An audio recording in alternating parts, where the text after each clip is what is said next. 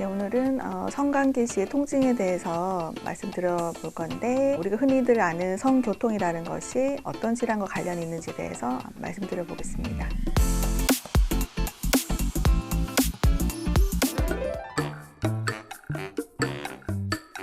성교통이라고 하면 폐경기 여성이나 갱년기 여성들에게만 나타난다라고 생각하기가 쉽고, 40대 이후 50대, 60대 여성들이 많이 호소하는 질환이긴 합니다. 그러나 이제 최근 들어서 성적으로 개방된 사회적인 분위기 때문인지 20대, 30대 여성들도 이런 성관계 시의 통증에 대해서 문의를 하시고 실제적으로 내원하시는 경우가 좀 늘어나고 있는 추세입니다. 여성의 외음부 구조를 보면 집 입구에 바리톨린샘이라는 그런 기관이 있습니다. 그 기관에서 평소에는 질 주변부에 들어오는 세균들을 세정하는 작용을 하게 되고, 성적 자극이 있을 때는 적절한 분비물을 통해서 성관계 시의 통증이 없도록 만들어주는 그런 역할을 하는 분비샘입니다. 그런 부분들에 염증이 생겼다든지 막혀서 분비가 잘 되지 않는다고 하면 성교통이 나타날 수 있습니다. 그리고 40대 이상 50대가 넘어가서 폐경기나 갱년기가 되었을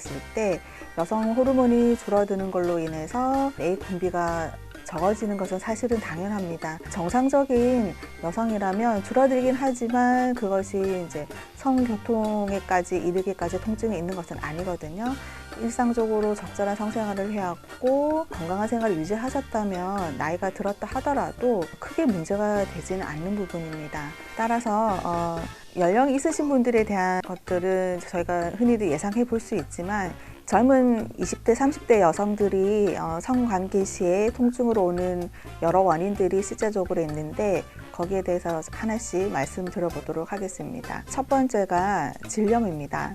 질염을 동반해서 성관계 시에 통증이 있는 경우가 많은데, 이 질염이 사실은 급성적으로 오게 되면 관계가 힘들어집니다. 보통 분비물이 증가한다든지 냄새가 난다든지, 그리고 따갑다든지 가렵다든지, 그리고 통증이 있다든지 여러 가지 증상으로 나타날 수 있는데, 이 질염이 어느 정도 만성화가 되어버리면 크게 증상이 없어도 평소에는 몰랐는데 생리전후라든지 성관계시라든지 그때마다 불편감을 겪는 여성들이 그거는 제법 많으십니다. 특히나 관계 이후에 질염이 유발이 잦다라고 하시는 분들은 건강 관리를 좀 하셔야 될 것 같고 검진을 받아보시도록 권해드립니다. 두 번째는 이제 방광염인데요. 이 방광염도 급성으로 올 때는 정말 통증이 굉장히 심합니다.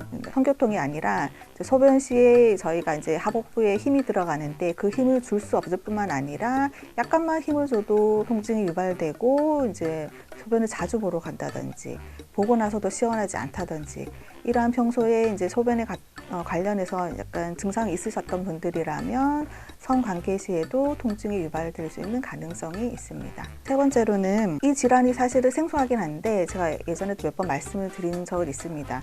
유발성 전정통이라든지 외음부 전정염이라고 이름하여서 특별한 질환이 없는데도 통증만 생기는 경우, 이런 경우는 큐티 테스트라고 해서 면봉으로 촉지를 하면서 확인을 하는데, 정말 이런 분들은 평소에는 불편감이 전혀 없으신데 그 주변부만 닿이기만 해도 극렬한 통증이 있다든지, 스키니진을 입는다든지, 부인과 진료 시에 그 주변부가 지나갈 때 접촉만 되면 통증이 있다는 것이 특징입니다. 유발성 전정통은 보통 그 주변부의 근육들이 과긴장되어서 단단하게 굳어 있는 상태라고 보시면 가장 이해가 쉬우실 것 같습니다. 어깨 통증이 있을 때 어깨가 많이 아프지 않습니까? 단단하고 그런 것들을 풀어주면 통증이 줄어드는데, 이것 또한 그렇게 생각하시면 좀 쉬우실 것 같습니다. 네 번째로는 치질입니다. 치질은 40대 이상의 성인들에게 있어 이제 절반이 있다라고 얘기를 하거든요. 들어가 있는 치질이 있고 나와 있는 치질이 있고, 크게 불편함이 없는 그런 치질들도 있는데, 불편함이 이제 심해지면 이제 수술적인 요법으로 가지만 40대 이상이 되어서는 항문 주변부의 근육들이 조금 약해진다든지 식생활 습관의 문제 등으로 치질이 있는 경우가 많습니다.